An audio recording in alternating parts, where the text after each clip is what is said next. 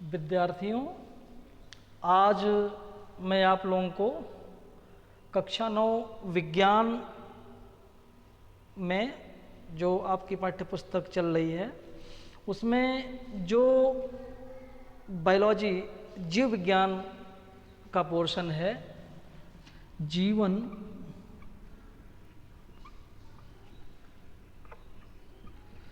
की इकाई कोशिका के बारे में बताऊंगा। जो कोशिका के अगर हम लोग ऐतिहासिक पृष्ठभूमि पर चलें तो एक वैज्ञानिक थे जिनका नाम था रॉबर्ट हुक। यह 1665 ईस्वी में कार्क के टुकड़े का अध्ययन कर रहे थे। तो कार्क के टुकड़े में इनको मधुमक्खी के छत्ते जैसी, जो आप लोगों ने मधुमक्खी का छत्ता देखा होगा जिसमें कुछ खाली खाली स्थान दिखाई पड़ते हैं, कार्क के टुकड़े में रॉबर्ट हुक ने, जो इन्होंने स्वतः एक सूक्ष्मदर्शी बनाई थी, एक तरह से आवर्धित लेंस था, बहुत विकसित सूक्ष्मदर्शी नहीं थी। आजकल तो 2-2 हजार आवर्धन क्षमता के सूक्ष्मदर्शी हैं, इलेक्ट्रॉन सूक्ष्मदर्शी। तो ये अल्पविकसित सूक्ष्मदर्शी थी, उसमें इन्होंने कार्क के टुकड़े में इस तरह के मधुमक्खी की छत्ता जैसी रचनाओं को देखा और इन्होंने उन रचनाओं को कहा सेलुला।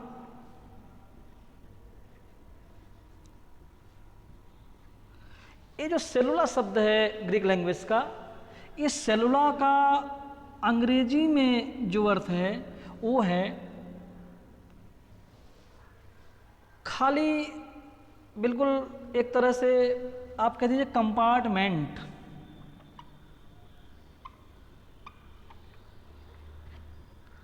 कंपार्टमेंट क्यों जनरली हम लोग कह देते हैं खाली स्थान।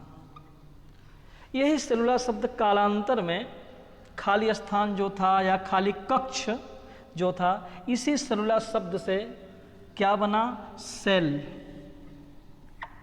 और सेल को क्या कहा जाता है, कोशिका या कोशा।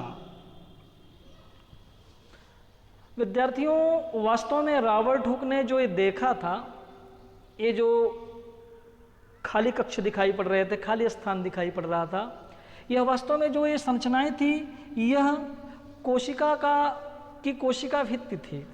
इसके अंदर की संरचनाओं को बाद में जब उन्नत सूक्ष्मदर्शी बनी, माइक्रोस्कोप, काफ़ी इलेक्ट्रॉन सूक्ष्मदर्शी बनी, प्रकाश सूक्ष्मदर्शी के बाद जो सबसे विकसित इलेक्ट्रॉन है जब बनी, तो इसके अंदर की संरचनाओं को भी वैज्ञानिकों ने देखा, जैसे सिम्पर, बेंडा, जॉनसन आदि ने, और उस आधार पर क्या कहा, कोशिका क्या है, तो कहा कोशिका जीवन की मौलिक इकाई है। जीवन की मौलिक इकाई, मौलिक मीन्स जो जीवन इसी पे आधारित है। फिर वैज्ञानिकों ने खोज करने के बाद लगातार वैज्ञानिकों ने इसके अंदर की संरचनाओं को खोजा। लवक खोजे गए, माइटोकॉन्ड्रिया खोजी गई, और राइबोसोम, लाइसोसोम, सेंट्रोसोम सब जब खोजे गए, उसके बाद क्या कहा गया कि वास्तव में कोशिका क्या है, जीवन की मौलिक इकाई के साथ ही साथ कोशिका जीवन की संरचनात्मक तथा क्रियात्मक इकाई है।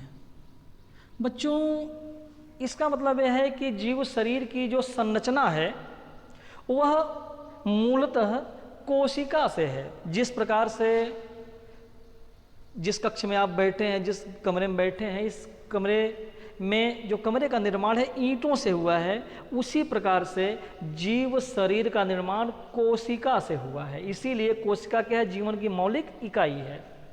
और क्या है? कोशिका जीवन की क्रियात्मक इकाई है।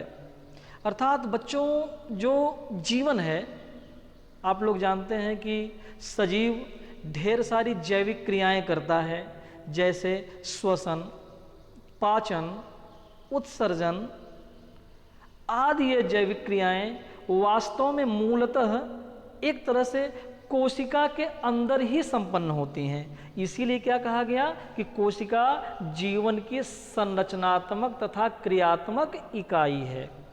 उसके बाद कोशिका सिद्धांत।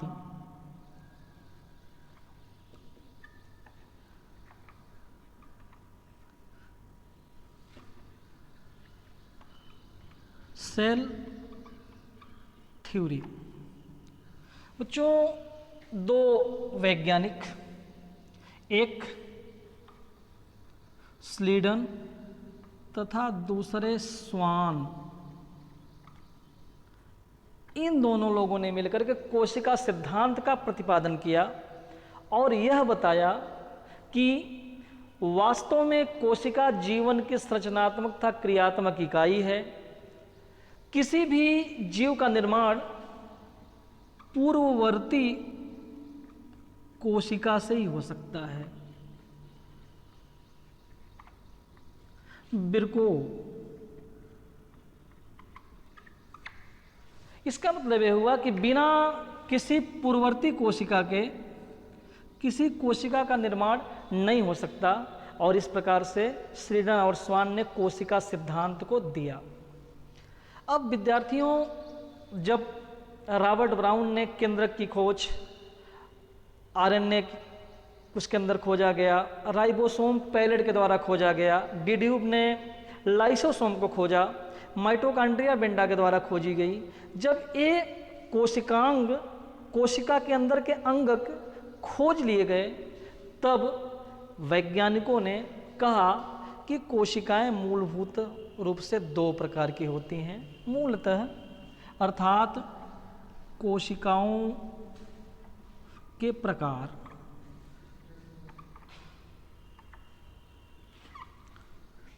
Types of cell.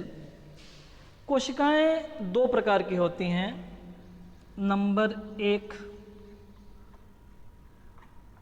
प्रोकैरियोटिक कोशिका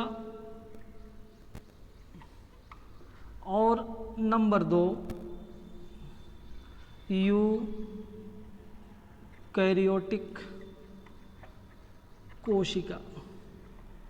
विद्यार्थियों, ये जो कोशिकाओं को दो प्रकार में बांटा गया है, यह वास्तव में केंद्रक की जटिलता के आधार पर है। इसमें जो प्रोकैरियोटिक कोशिका है, जैसा कि इसके नाम से प्रोकैरियोटिक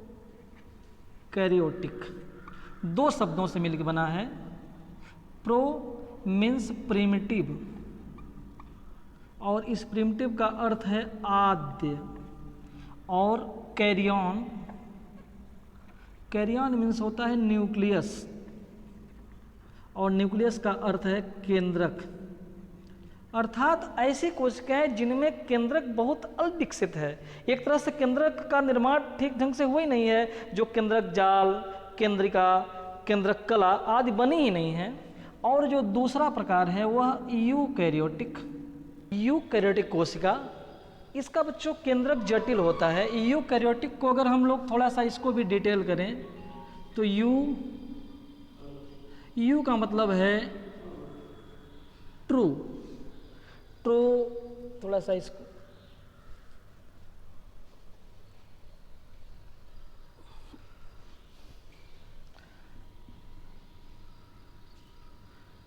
ट्रू मीन्स सत्य, और कैरियन मीन्स केंद्रक, जैसा आप पढ़ चुके हैं, न्यूक्लियस, अर्थात इसी में यूकैरियोटिक कोशिका में ही सप्त केंद्रक मिलता है। अर्थात केंद्रक के अंदर केंद्रिका, केंद्रक जाल, और केंद्रक जाल के बाहर केंद्रक द्रव्य, और केंद्रक द्रव्य के बाहर एक झिल्ली, जिसको केंद्र की झिल्ली कहते हैं। अगली वीडियो में मैं आप लोगों को प्रोकैरियोटिक कोशिका और यूकैरियोटिक कोशिका में अंतर क्या है, कौन कौन से अंगक किस में पाए जाते हैं, किस में नहीं पाए जाते, केंद्रक किस प्रकार से, इसमें सरल केंद्रक होता है, असत्य केंद्रक होता है, इसमें कैसे जटिल केंद्रक होता है, इसके बारे में बताएंगे। धन्यवाद।